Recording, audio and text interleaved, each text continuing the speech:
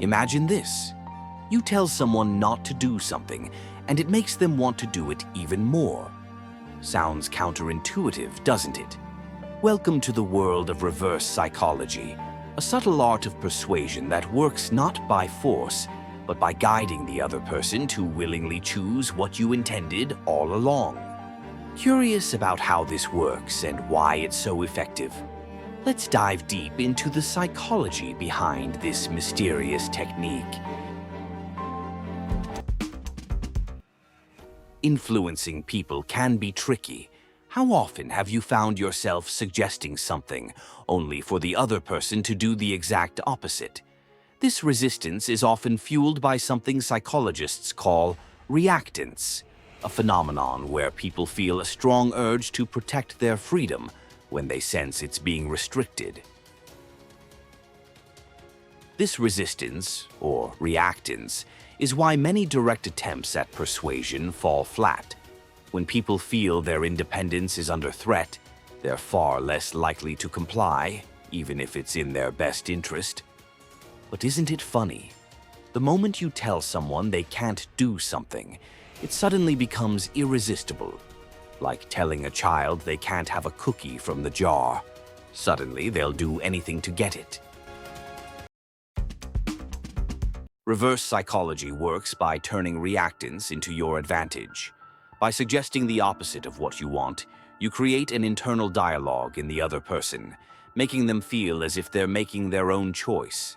This seemingly simple technique taps into a deep-rooted psychological response and can be surprisingly effective. Why does this work so well?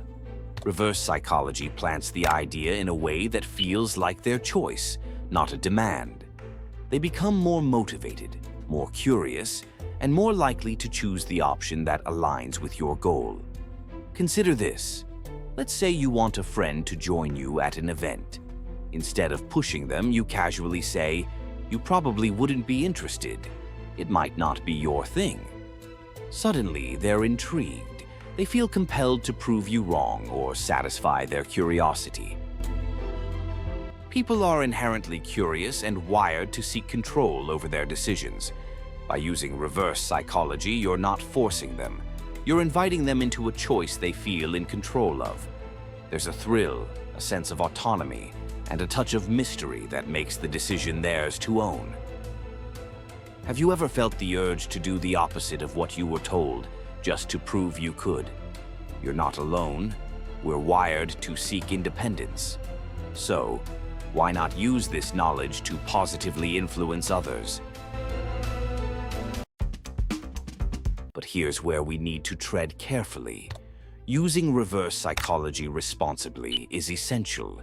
It's easy to cross into manipulation if your intentions aren't clear. When used ethically, this technique can build trust, cooperation, and connection. It's about influencing, not controlling. Imagine using reverse psychology in a team setting to spark creativity or to help a friend overcome self-doubt. When applied to positively benefit the person, this tactic goes beyond persuasion. It becomes a tool for empowerment.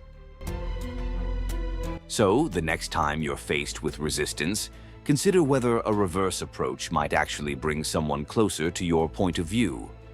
Remember, influence isn't about power. It's about creating choice. If you found this fascinating, check out our next video on Seduce Anyone Using Dark Psychology, where we dive deeper into the world of influence and persuasion. Click here to learn more about how understanding psychology can change the way you connect with others.